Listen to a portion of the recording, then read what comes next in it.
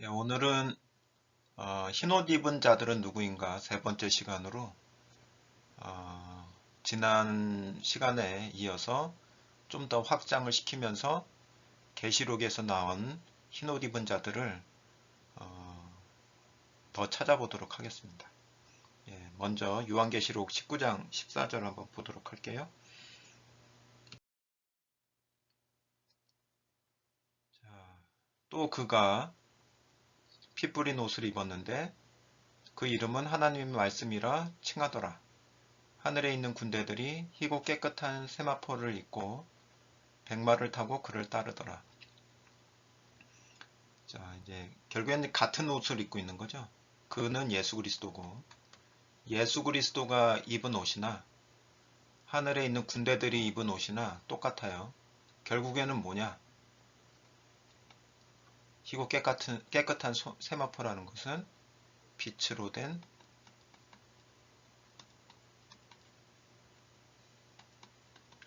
몸이죠.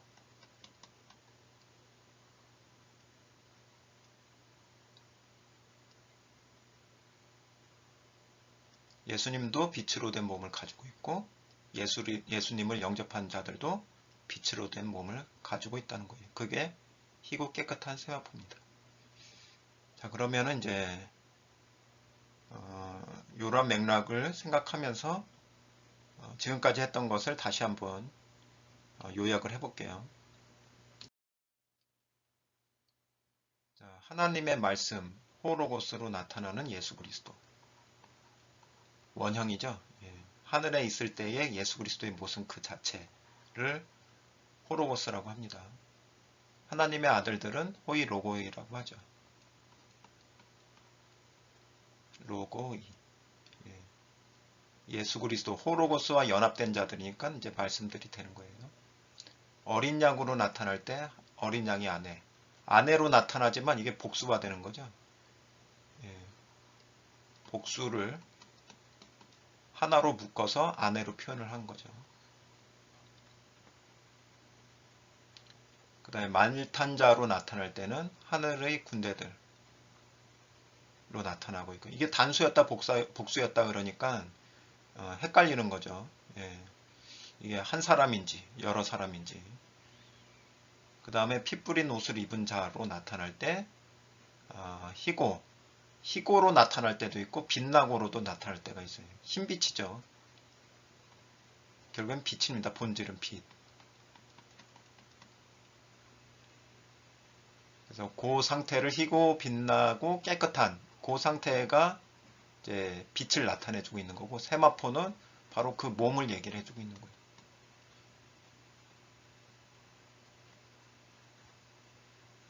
그래서 이게 나중에 이루어지는 사건이냐 아니면은 현재 우리에게 이루어져 있는 사건이냐라는 거죠.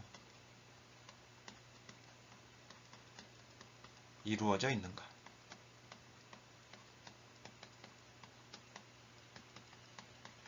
그러니까 이 문제는 이 답은 뭘 생각해 보면 알 수가 있을까요? 우리가 영접한 예수 그리스도. 내가 영접한. 예, 우리 하면은 또 자꾸 자기의 자신에 대한 초점이 흐려질 수가 있으니까 그렇죠? 내가 영접한 예수 그리스도 누구인가? 어떤 예수 그리스도를 영접했는가? 이 호로고스를 영접한 건가요? 그렇다면 현재 우리에게 이루어져 있는 거죠. 그죠? 예. 그래서 요한복음 1장 1절에서 먼저 호로고스에 대해서 얘기를 하고 요한복음 1장 12절서부터 14절까지가 이 말씀들이 이루어져 있는 것을 보여주고 있는 거죠. 확장.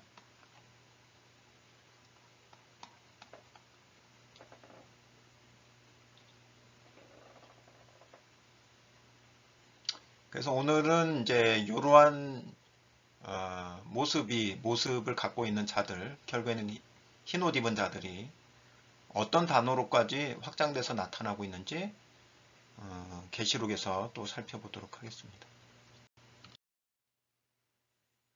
자, 먼저 이제 흰 옷 입은 자들이 하늘의 허다한 무리로 나타나고 있는 것을 먼저 볼게요.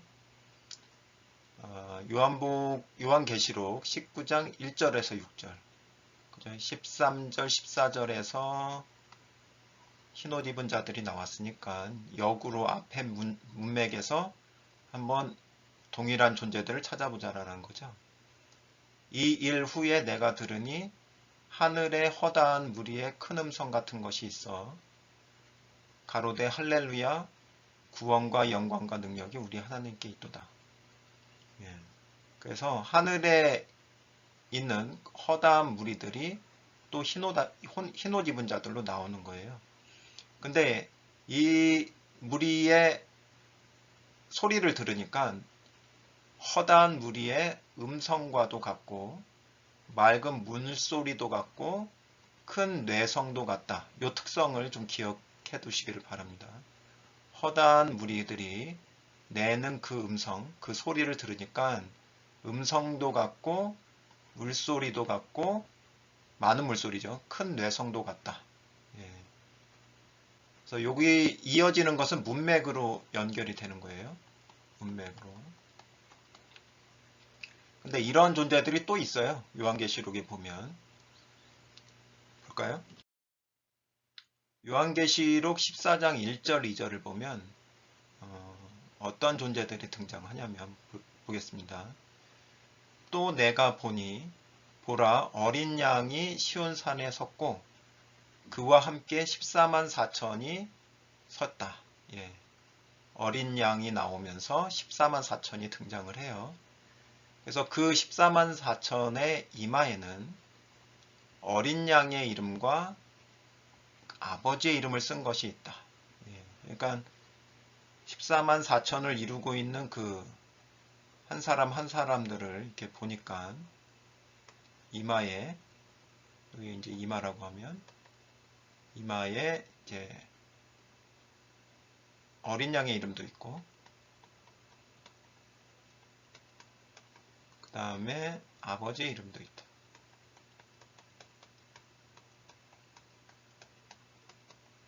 예. 그래서 내가 하늘에서 나는 소리를 들으니 많은 물소리도 같고 큰 뇌성도 같은데. 예. 그래서 하늘에서 난다는 얘기는 바로 14만 4천이 내는 소리를 얘기를 하는 거예요. 그 소리를 들으니까 많은 물소리도 같고 큰 뇌성도 같은데 내게 들리는 소리는 검은 꽃 타는 자들의 그 검은 꽃 타는 것 같더라. 예. 그래서 결국에는 아까 허다한 무리도 하늘의 허다한 무리도 많은 물소리와 큰 뇌성을 발했고 14만 4천도 많은 물소리와 큰 뇌성을 발하죠. 그래서 같은 존재들이에요. 결국에는 흰옷 입은 자들이 누구로도 나타난다는 얘기예요. 14만 4천으로도 나타난다는 얘기예요.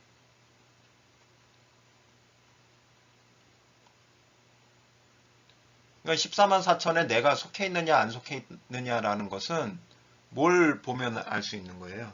내가 흰옷을 입고 있느냐 없느냐를 보면 14만 4천에 내가 속하는지 안 속하는지를 알 수 있는 거죠. 예, 이게 무슨 그냥 이 세상에 있는 그 흰옷 그걸 얘기를 하는 게 아니니까 그걸 거기 그 생각에서 일단은 떠나고 성경에서 말하고 있는 이 흰옷이 무엇인지를 먼저 성경을 통해서 찾고 그 다음에 내가 그것을 현재 가지고 있는지 그거를 확증을 해보면 되는 거잖아요. 그래서 그 흰옷을 가지고 있다라는 것을 뭘로도 얘기를 하고 있냐면은 이게 또 흰옷이 되는 거예요.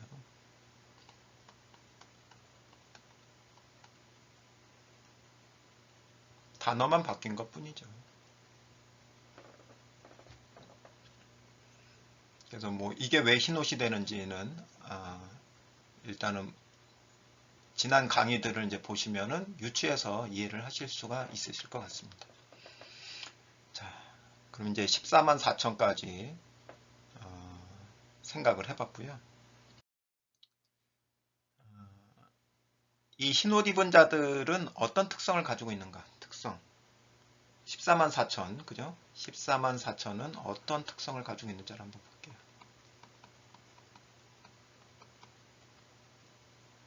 그래서 그 이후의 문맥이죠. 그 이후의 문맥을 보면 이 사람들은 누구예요? 14만 4천은 여자로 더불어 더럽히지 아니하고 정절이 있는 자라. 어린 양이 어디로 인도하든지 따라가는 자며 사람 가운데서 구속을 받아 처음 익은 열매로 하나님과 어린 양에게 속한 자들이니. 하나님과 어린 양에게 속한 자들이니. 예. 하나님, 어린 양, 예수 그리스도 속했다는 얘기는 뭐예요? 그 속에 있다는 얘기죠. 이 흰옷 입은 거죠, 이게. 요 상태가. 그러니까 흰옷이 뭔지가 나오면 문맥이 자연스럽게 풀리는 거예요. 그 단어에 집착하는 게 아니라 그 뭐라고 그러죠? 그 파편화된 그런 개념이 아니라 이 흰옷을 중심으로 해서 파편화된 그런 단어들이 하나로 이제 연결이 되는 거죠. 그런 맥락에서 이 흰옷이 매우 중요한 그 의미를 갖게 되는 겁니다. 그래서 보면은 이제 여자로 더불어 더럽히지 아니하고 이런 내용을 보면 그러면은 14만 4천은 다 남자냐? 이게 세상적으로 봤을 때 그런 의미가 아니죠. 그죠? 예. 그래서 이 여자가 과연 어떤 여자인지를 좀 생각을 해볼게요. 그리고 정절이라는 게 도대체 뭔지. 예. 여자가 누구며 이런 관점에서의 정절이라는 게 뭔지 성경에서 다 나와 있어요. 성경에 있는 내용들을 잘 이렇게 보면 성경적인 개념으로 이러한 내용들을 이해를 할 수가 있습니다. 그래서 그 입에 거짓말이 없고 흠이 없는 자더라. 이 거짓말도 이제 그런 맥락에서 보면 다시금 생각을 할 수 있게 되어지는 거죠. 그래서 여기서 나와 있는 그 여자 한번 볼까요? 계시록 내에서 한번 보도록 하겠습니다. 요한계시록 17장을 보면 그 여자의 정체를 아주 적나라하게 드러내주고 있습니다.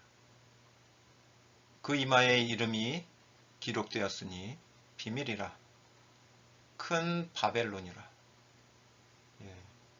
땅의 음녀들과 가증한 것들의 어미라. 여기 여자가 나오죠? 어미. 근데 이 어미가 뭐냐면 어미로 먼저 나오는데 어미도 여자죠. 음녀들의 어미죠. 음녀들이 있으면 음녀들의 우두머리가 되는 거죠.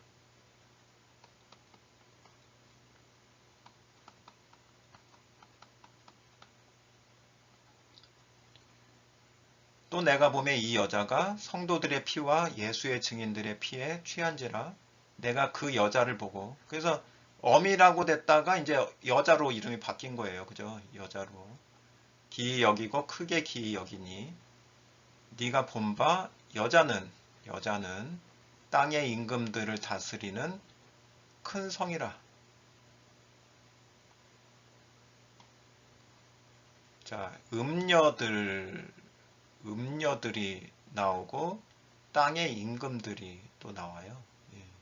그래서 아무튼 여기서는 결론을 내보면 음녀들의 머리를 여자로 이야기를 하고 있고, 그 여자도 음녀죠. 음녀고 그 이름은 뭘로 나오고 있는 거예요? 여기는 큰 바벨론, 여기는 큰 성이라고 되어 있으니까 큰 성 바벨론 합쳐서.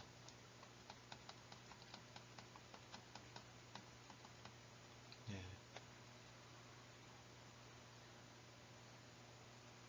그러니까 요 여자를 얘기를 하고 있는 겁니다. 요 여자는 누구예요? 사탄의 아내죠.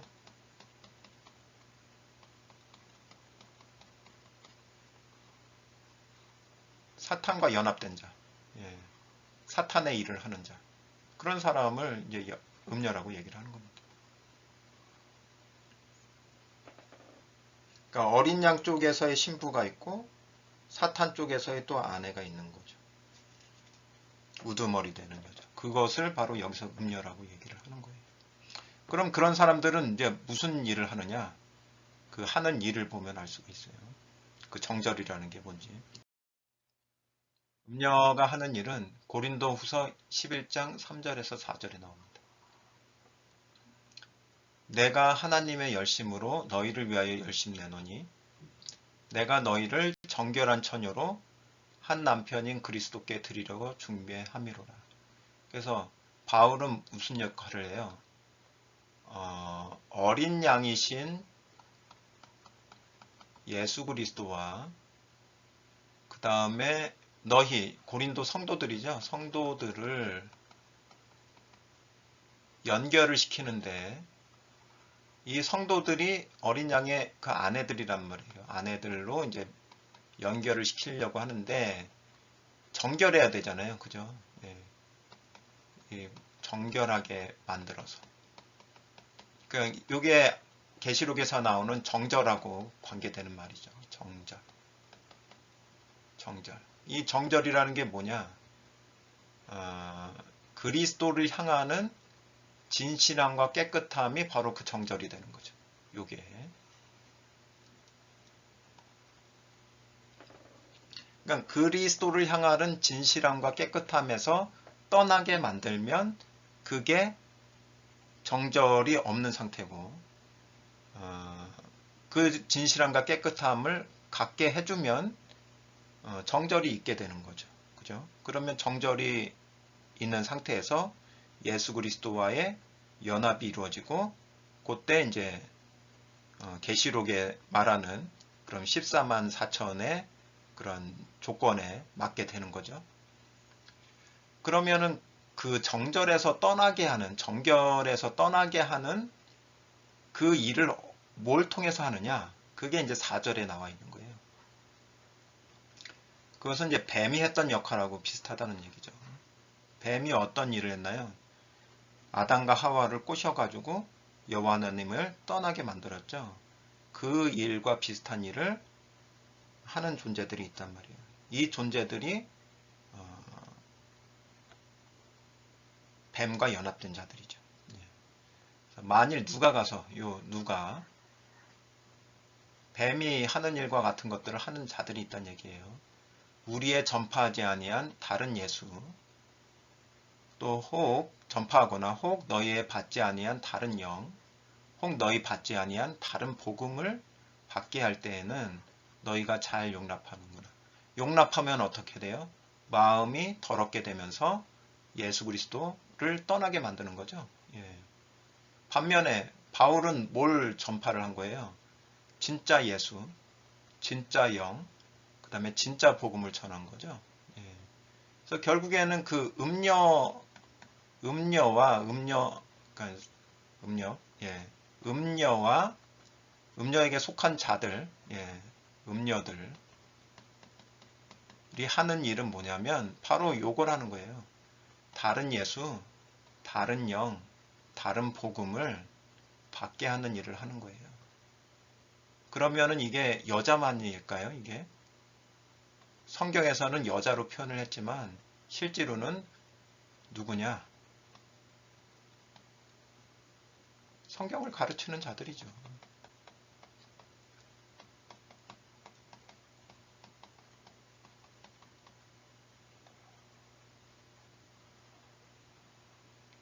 성경을 통해서 뭘 이루기 위해서 성경을 가르치고 있느냐. 그 가르침이 다른 예수, 다른 영, 다른 복음일 때는 예수 그리스도로부터 떠나게끔 만든단 말이에요. 근데 이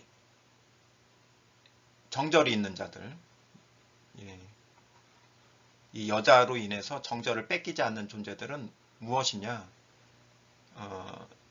다른 예수가 뭐며, 다른 영이 뭐며, 다른 복음이 무엇인지를 분별을 해서 받아들이질 않는 거예요.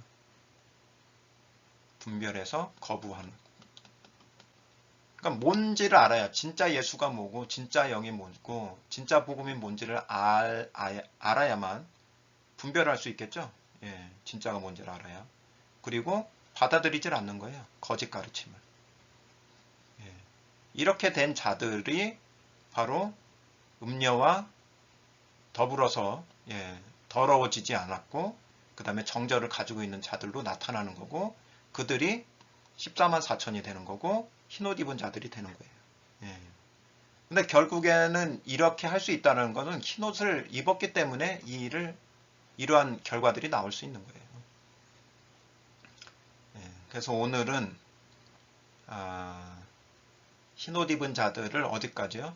14만 4천까지 확장을 시켜서 봤고요. 결국에 이제 14만 4천에 4천에 속하는 자들은 어떤 특성을 가지고 있느냐? 다른 복음, 다른 예수, 다른 영을 전하는 어떤 음녀들, 성경을 가르치는 자들의 그 복음을 분별하면서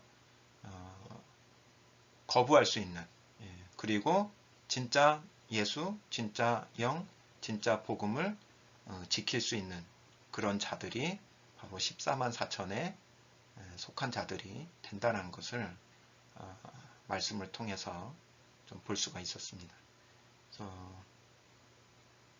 그럼 이제 이런 말씀을 통해서 저희가 이제 생각을 해봐야 되는 것은 과연 나는